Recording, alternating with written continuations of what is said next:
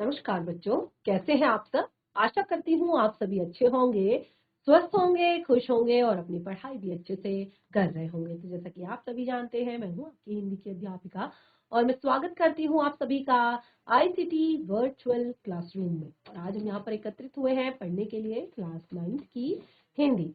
Class 9 की हिंदी में हम यहाँ पर पढ़ रहे हैं अपने हिंदी व्याकरण का टॉपिक शब्द विचार। तो देखिए, हमने अपने इस टॉपिक में काफी सारी चीजें जो है अपने कुछ लास्ट सेशंस में डिस्कस की है।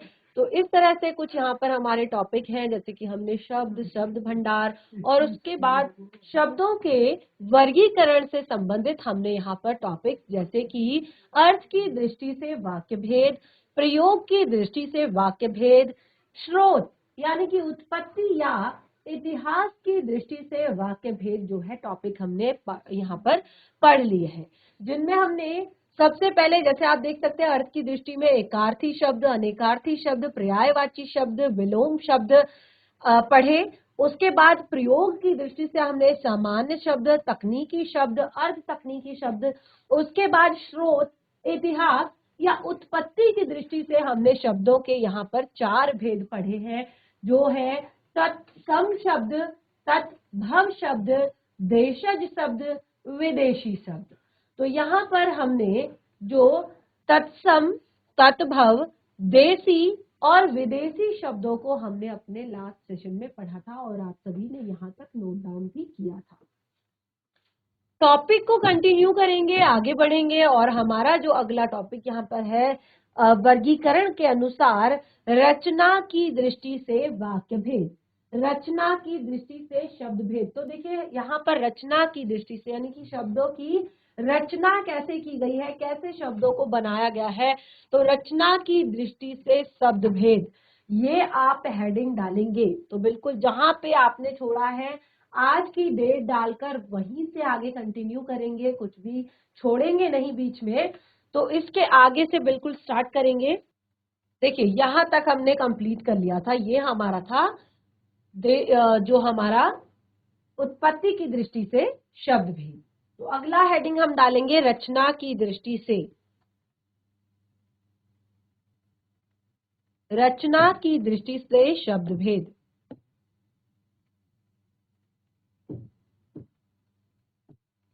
रचना की दृष्टि से शब्द भेद या रचना या बनावट के आधार पर, इस तरह भी लिख सकते हैं, रचना या बनावट के आधार पर शब्द भेद। रचना या बनावट भी कह सकते हैं, ठीक है, रचना या बनावट के आधार पर शब्द भेद। और इसमें हमने 3 तरह से बांटा है शब्दों को रचना या बनावट के आधार पर। सबसे पहला है आपका रूढ़ शब्द, सबसे पहला है आपका रूढ़ शब्द, दूसरा है आपका यौगिक शब्द,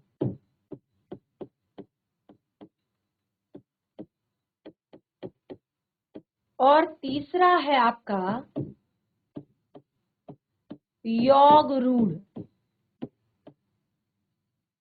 पहला आपका रूढ़ शब्द, दूसरा आपका यौगिक शब्द और तीसरा आपका योग रूढ़ शब्द। ये है आपका रचना या बनावट के आधार पर, यानी कि शब्दों की बनावट किस प्रकार की है। अब देखिए, 3 प्रकार से यहाँ पर मैंने आपको बताया है, रूढ़ शब्द, यौगिक शब्द और योग रूढ़ शब्द। तो इनको हम यहाँ पर एक एक करके पढ़ेंगे। सबसे पहले जिस तरह से हमने अर्थ के आधार पर एक एक करके पढ़ा था कि एकार्थी क्या होते हैं, अनेकार्थी क्या होते हैं, पर्यायवाची क्या होते हैं, विलोम क्या होते हैं, अनेक शब्दों के लिए एक शब्द क्या होता है, श्रुति संभिन्नार्थक क्या होते हैं। तो बिल्कुल इस तरह से हम यहाँ पर रचना या बनावट के आधार पर भी 3 तरह से शब्दों को समझेंगे। पहले रूढ़ शब्द को हम यहाँ पर लिख लेते हैं, तो इतना नोट डाउन कीजिए। उसके बाद हेडिंग डालेंगे रूढ़ शब्द, पहला हेडिंग डालेंगे रूढ़ शब्द। तो देखिए, रूढ़ शब्द से हमें क्या समझ में आ रहा है। रूढ़, तो रूढ़ जो शब्द है, रूढ़ का अर्थ होता है एक तरह से रूढ़ का अर्थ होता है पुराना, यानी कि जब आप किसी भी व्यक्ति के लिए, वस्तु के लिए, प्राणी के लिए, स्थान के लिए एक ही नाम जो काफी समय से, काफी पहले से चला आ रहा है, कहते हैं ना रूढ़िवादी विचारधारा। आपने भले ये ना सुना हो लेकिन ये लाइन जरूर सुनी होगी कि रूढ़िवादी विचारधारा। रूढ़िवादी यानी कि जो रूढ़ियां चली आ रही हैं, रूढ़ियां यानी कि कुछ बातें, कुछ विचार, कुछ चीजें ऐसी हैं जो काफी पहले से चली आ रही है, काफी पुराने समय से चली आ रही है, और क्योंकि अब वो आज के समय में एडजस्ट नहीं हो पाती है और एक तरह से उनको चेंज नहीं हम कर पा रहे हैं, तो इसलिए हम उनको कहते हैं रूढ़ शब्द। ठीक है, तो हेडिंग डालिए रूढ़ शब्द। ये नोट डाउन करेंगे, पहले तीनों को लिख लेंगे, उसके बाद हेडिंग डालेंगे रूढ़ शब्द। रूढ़ शब्द। और देखिए ये जो आपका रूढ़ शब्द है, पहले इसको लिख लीजिए, फिर इसको अच्छे से समझिएगा और साथ में एग्जाम्पल भी इसके हम यहाँ पर लिखेंगे। तो रूढ़ शब्द क्या होते हैं सबसे पहले हम लिखेंगे, तो बिल्कुल परिभाषा लिखेंगे। जो शब्द किसी व्यक्ति,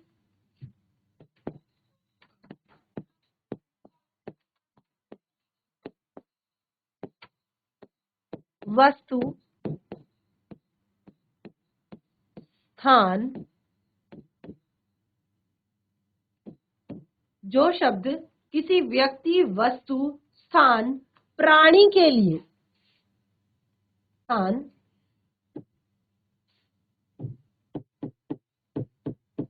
प्राणी के लिए वर्षों से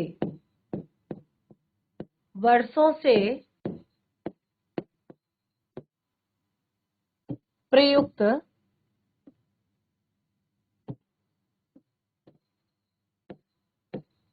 जो शब्द किसी व्यक्ति, वस्तु, स्थान, प्राणी के लिए वर्षों से प्रयुक्त होते आ रहे हैं,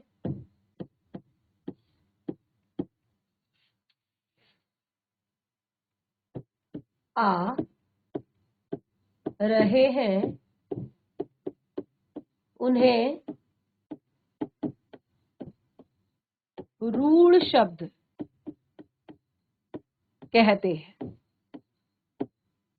नोट डाउन करेंगे साथ साथ, उन्हें रूढ़ शब्द कहते हैं, यानी कि जो शब्द किसी व्यक्ति के लिए, किसी वस्तु के लिए, किसी स्थान के लिए या किसी प्राणी के लिए काफी वर्षों से प्रयुक्त होते आ रहे हैं, उन्हें रूढ़ शब्द कहते हैं। उन्हें क्या कहते हैं? रूढ़ शब्द कहते हैं। अब देखिए, इन शब्दों का कोई अन्य अर्थ नहीं होता। इन शब्दों का कोई अन्य अर्थ नहीं होता, यानी कि ये शब्द केवल एक ही अर्थ वाले होते हैं, एक ही तरह का अर्थ देते हैं। जैसे एग्जाम्पल के लिए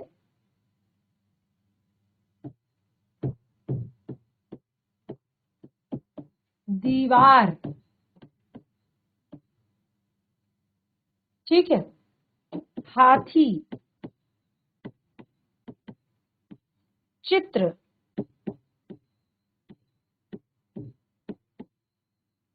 आदमी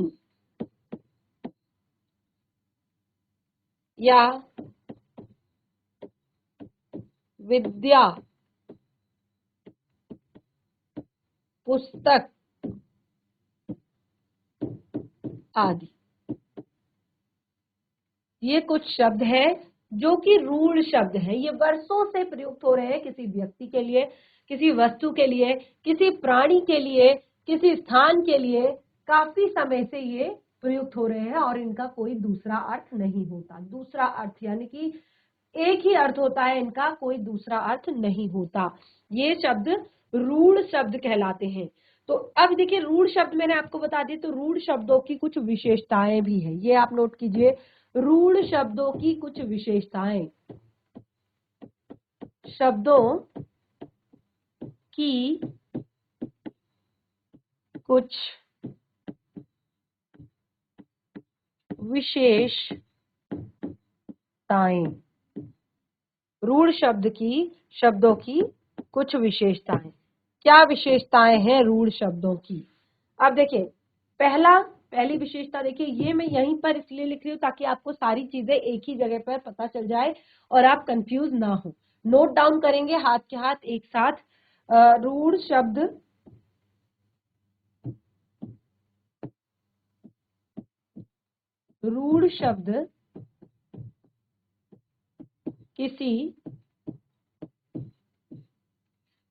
किसी सामान्य एवं प्रचलित अर्थ का बोध कराते हैं।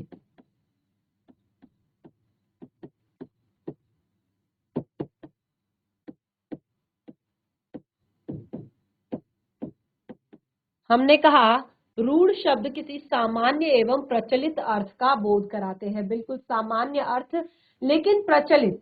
अब जैसे दीवार शब्द हमने लिखा है, तो दीवार शब्द जो है, आप हर जगह आपको दीवार शब्द का मीनिंग जो है दीवार ही पता चलेगा। ठीक है। हाथी, चित्र। हाथी शब्द के पर्यायवाची हो सकते हैं लेकिन मीनिंग एक ही है, हाथी। चित्र जो आपका शब्द है, ये क्या है? बहुत ही कॉमन, बहुत ही प्रचलित एक तरह से अर्थ है आदमी। एक कॉमन सा यहाँ पर शब्द है, सामान्य शब्द है, प्रचलित शब्द है। विद्या, पुस्तक, ये सब क्या है? सामान्य शब्द हैं और इनके प्रचलित एक तरह से अर्थ हैं। अब देखिए, रूढ़ शब्द के विषय में एक और यहाँ पर पंक्ति है कि रूढ़ शब्द एक तरह से ऐसा शब्द होता है जिसके हम टुकड़े नहीं कर सकते। इसके लिए अगली लाइन आप यहाँ पर लिखेंगे, अगला पॉइंट रूढ़ शब्द के विषय में कि रूढ़ शब्दों के टुकड़े नहीं किए जा सकते। रूढ़ शब्दों, ये चीज ध्यान रखिएगा, रूढ़ शब्दों के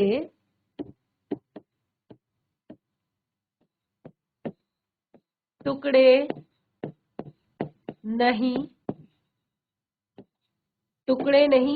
किए जा सकते। रूढ़ शब्दों के टुकड़े नहीं किए जा सकते।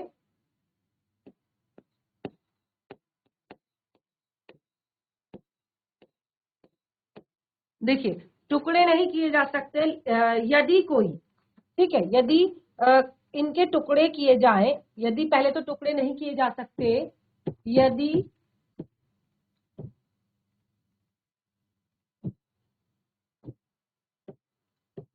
इनके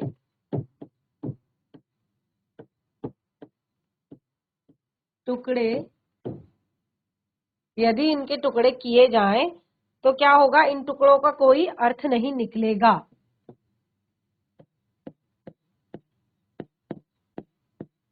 तो इन टुकड़ों का कोई अर्थ नहीं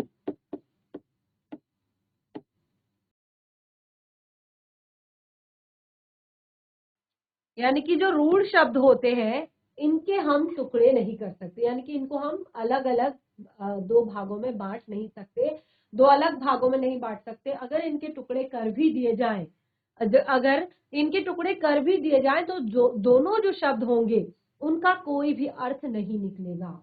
वो एक तरह से बेअर्थ हो जाएंगे, उनका कोई भी अर्थ नहीं निकलेगा और इसीलिए इनको कहते हैं रूढ़ शब्द। तो रूढ़ शब्द क्या होते हैं वो अब आपको यहाँ पर क्लियर हो गया होगा। देखिए, मैंने पूरा एक टॉपिक यहाँ आपको बता दिया रूढ़ शब्द का, कि जो शब्द किसी व्यक्ति, वस्तु, स्थान, प्राणी आदि के लिए वर्षों से प्रयुक्त होते आ रहे हैं, वे शब्द रूढ़ शब्द कहलाते हैं। और जैसे दीवार, या अगर हम इनके टुकड़े करें, जैसे हाथी, तो कोई भी इसका अर्थ नहीं है। चित्र, आदमी, विद्या, पुस्तक, तो ये यहाँ पर शब्द इस तरह के हैं जिनके टुकड़े नहीं किए जा सकते। रूढ़ शब्दों की कुछ विशेषताएं भी मैंने यहाँ पर आपको बताई, जैसे रूढ़ शब्द किसी सामान्य एवं प्रचलित अर्थ का बोध कराते हैं, ठीक है। और दूसरा कि रूढ़ शब्दों के टुकड़े नहीं किए जा सकते, और अगर इनके टुकड़े किए भी जाएं तो वो कोई भी एक तरह से अर्थ उनसे नहीं निकलेगा अगर उनके टुकड़े हम कर दे। तो रूढ़ शब्द यहाँ पर क्लियर हुआ सभी को। रूढ़ शब्द किसे कहते हैं? रूढ़ यानी कि जो काफी प्रचलित है, काफी पुराना है, ठीक है, काफी पुराने समय से जो चला आ रहा है, काफी ज्यादा प्रचलित है, वो है, उसे कहते हैं रूढ़, ठीक है। तो ये मैंने आपको यहाँ पर बता दिया कि इसको कैसे समझेंगे आप। जैसे हम कहते हैं रूढ़िवादी विचारधारा, ठीक है, रूढ़िवादी मानसिकता, तो इस तरह की बातें हम करते हैं, उसी से आप इसको समझ सकते हैं। क्योंकि ये देखिए, रूढ़ी का अर्थ होता है काफी ज्यादा पुरानी और काफी ज्यादा प्रचलित जो थी। तो ये क्लियर होता है। उसके बाद आता है आपका दूसरा टॉपिक। इसमें पहले हमने बताया था रूढ़ शब्द, फिर बताया हमने यौगिक शब्द। दूसरा टॉपिक आता है यौगिक शब्द।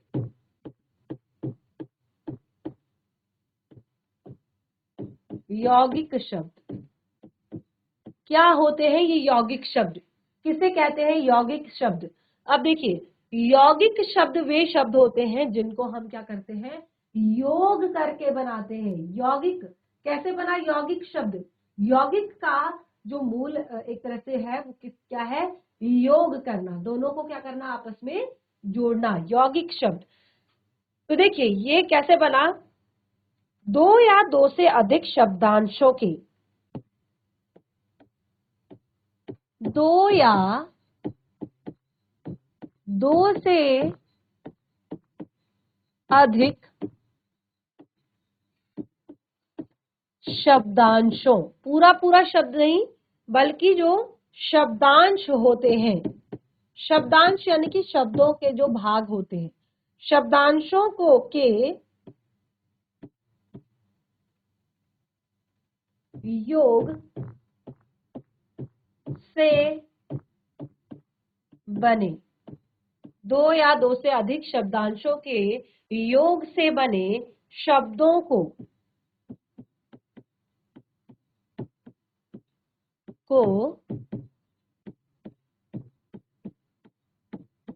यौगिक शब्द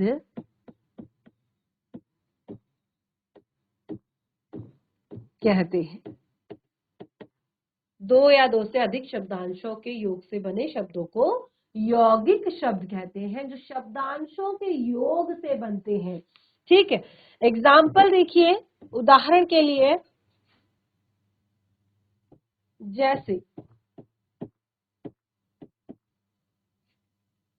विद्या, धन, आलय, ठीक है। इसी तरह से देव, धन, दूत। तो विद्या, धन, आलय क्या बनेगा? विद्यालय। देव, दूत। इस तरह से और भी एग्जाम्पल यहाँ पर आप लिख सकते हैं, जैसे फूल, दान, ठीक है, या पान वाला। अलग अलग शब्दांशों को जोड़ रहे हैं। यहाँ पर हम पुस्तक, धन, आलय। दो या दो से अधिक शब्दांशों के मेल से बने शब्दों को यौगिक कहते हैं, यानी कि जब योग करके बनता है। जैसे विद्यालय क्या बना? विद्यालय। देवदूत क्या बना? देवदूत। फूल दान, फूलदान। पान वाला, पान वाला। पुस्तक आलय, पुस्तकालय। ठीक है, ये सारे शब्द क्या है आपके यौगिक शब्द हैं, जो दो या दो से अधिक शब्दांशों के मेल से बने हैं, शब्दांशों के योग से बने हैं, इसीलिए उन्हें कहा है यौगिक शब्द। ठीक है, इसीलिए इन्हें कहा है यौगिक शब्द। अगला जो हमारा इसके बाद आता है, ये हमारा यौगिक शब्द यहाँ पर क्लियर हुआ। बहुत ही सरल है, बहुत ही आसान है, बहुत ज्यादा आपको यहाँ पर डरने की बहुत ज्यादा आपको जरूरत नहीं है। लेकिन देखिए, यौगिक शब्द के खंड किए जा सकते हैं और दोनों शब्दों के अर्थ अलग अलग होते हैं। अब जैसे देखिए, खंड किया हमने यहाँ पर, विद्यालय शब्द है, इसको हम दो खंडों में लिख सकते हैं, विद्या धन आलय, और दोनों शब्दों का अर्थ जो है अलग अलग है। इसी तरह से देवदूत, देव और दूत, उसको भी हम दो खंडों में बांट सकते हैं, क्योंकि हमने बनाया ही इसीलिए है। ठीक है, बनाया ही इस तरह से है, और दोनों खंडों के अर्थ अलग अलग होते हैं। देव, देव का अर्थ होता है देवात्मा या भगवान। दूत, दूत का अर्थ होता है जो संदेश लेकर जाता है, जो चित्र लेकर जाता है, देवदूत, देवताओं का दूत, संदेशवाहक। फूलदान, फूलदान, पान वाला, पुस्तक आलय, ये सब क्या है, यौगिक शब्द हैं, जो दो या दो से अधिक शब्दांशों से मिलकर बने हैं। उसके बाद जो हमारा थर्ड पार्ट आता है वो है योग रूढ़। योग रूढ़ शब्द क्या होते हैं? नंबर 3,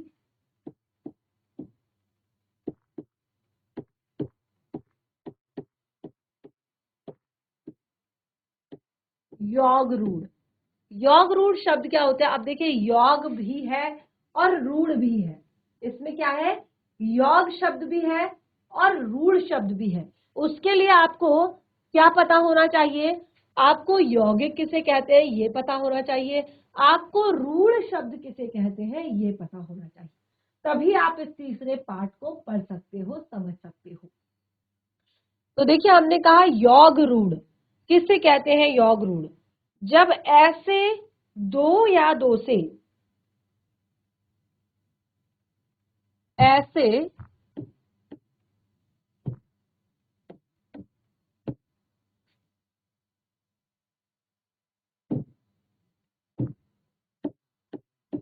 ऐसे शब्द जो दो या दो से अधिक शब्दांशों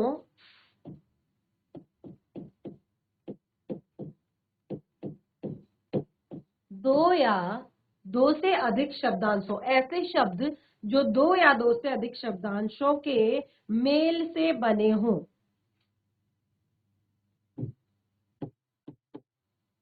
मेल से बने हों, परंतु देखिए, दो या दो से अधिक शब्दांशों से मिलकर बने हो, लेकिन जो यहाँ पर हमने बताया, परंतु अपने सामान्य अर्थ को छोड़कर किसी विशेष अर्थ का बोध कराता हो, परंतु अपने सामान्य अर्थ को छोड़कर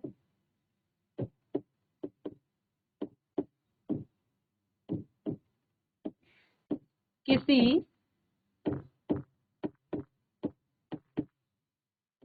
विशेष अर्थ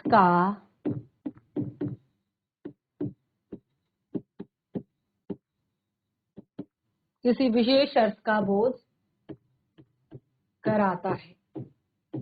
अब देखिए, क्योंकि वो यौगिक भी है और वो रूढ़ भी है, ठीक है, वो क्या करता है, वो यौगिक भी है, वो रूढ़ भी है, तो वो अपने सामान्य अर्थ को छोड़कर, यानी कि जो उसका सामान्य अर्थ आ रहा है, उस सामान्य अर्थ को छोड़कर किसी विशेष अर्थ का बोध कराता है, उसे योग रूढ़ शब्द कहते हैं। ध्यान दीजिएगा, उसे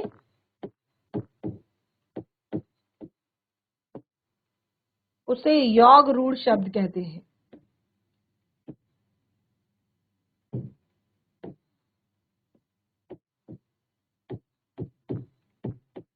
शब्द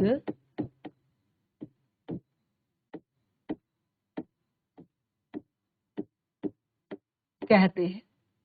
ठीक है, अब आपको क्लियर हुआ यौगिक रूढ़ शब्द, यौगिक शब्द और योग रूढ़ शब्द। जो रूढ़ शब्द होते हैं वो काफी ज्यादा पहले से चले आ रहे होते हैं और काफी समय पहले से उनका प्रयोग हो रहा होता है। जो यौगिक शब्द होते हैं वो हम क्या करते हैं, शब्दांशों के मेल से बनाते हैं। और जो योग रूढ़ होते हैं ये क्या करते हैं, कुछ जो आपके दो या दो से अधिक शब्दांशों से मिलकर बने होते हैं, परंतु अपने सामान्य अर्थ को छोड़कर किसी अन्य अर्थ को का बोध ये कराते हैं, तो उसे योग रूढ़ शब्द कहते हैं।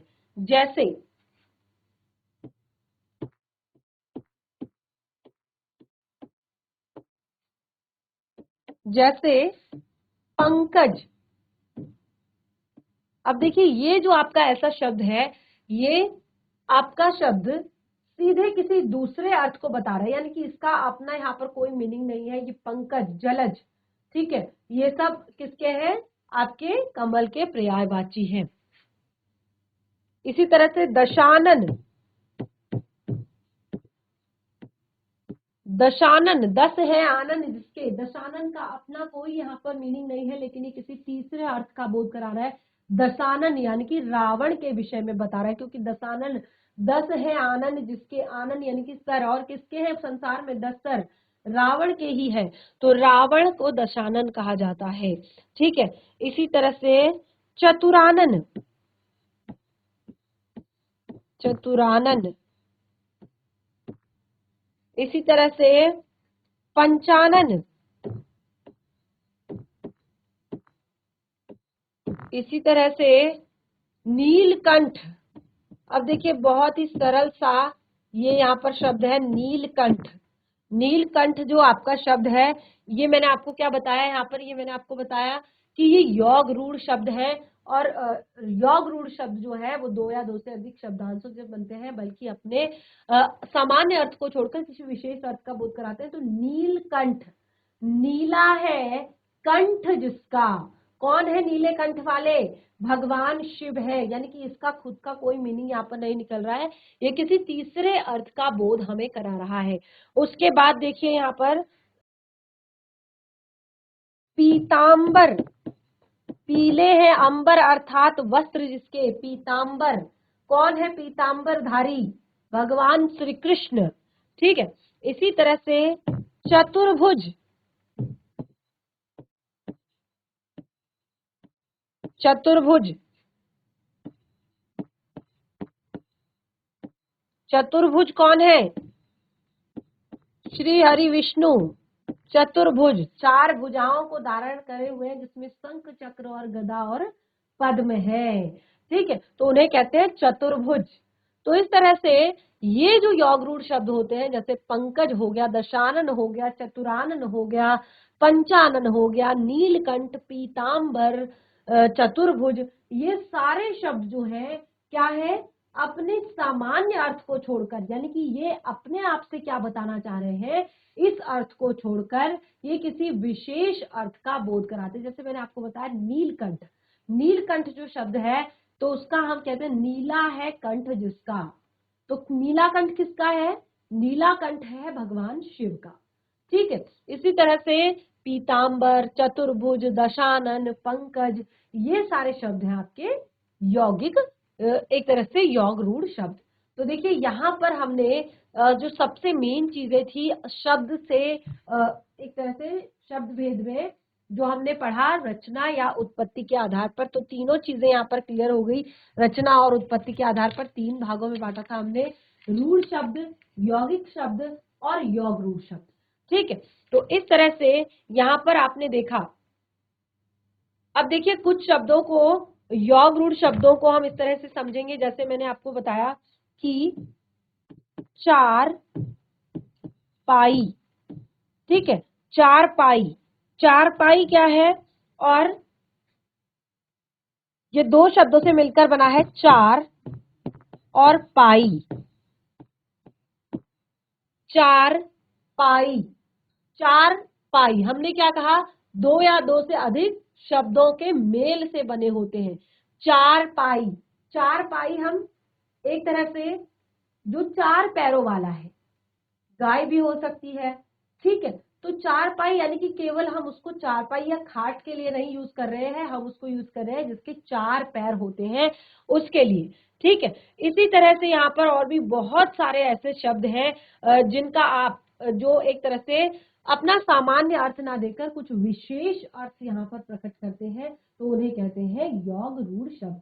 तो आज का जो हमारा एक मेन टॉपिक रचना या रचना या बनावट के आधार पर शब्द भेद हमने यहाँ पर क्लियर किया, और ये आपका बहुत ही ज्यादा महत्वपूर्ण टॉपिक है, तो इसको घर पर एक बार जरूर रिवाइज करें, और कोई भी डाउट हो तो नेक्स्ट सेशन में जरूर क्लियर करें। बाकी के टॉपिक को कंटिन्यू करेंगे हम अपने अगले सेशन में। तब तक के लिए धन्यवाद।